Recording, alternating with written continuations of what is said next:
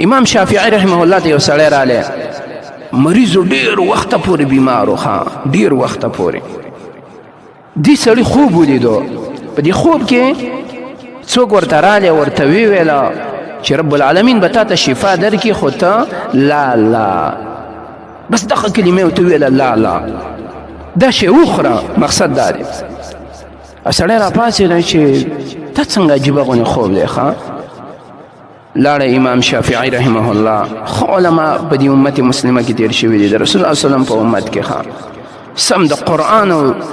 په سنت کې سمه دکتوره کړې وه الله له ډېر ښه علمونه دي د مخکنو سلفو علماو له ورکړي وه هغه ویل صبر وکړه زه قرآن ګورم اول رجوع به قرآن ته کې امام شافعي رحمه الله په باره کې راځي وایي ده به په 2 ورځو کې به قرآن کریم ختمو یو ورځ به نیم قرآن کریم تلاوت کو بله ورځ به نیم قرآن کریم تلاوت کو دي آیات کریمه ته راورسېد الله نور السماوات والأرض مثل نوره كمشكاة فيها مصباح المصباح في زجاجة الزجاجة كأنها كوكب دري يوقد من شجرة مباركة زيتونة لا شرقية ولا غربية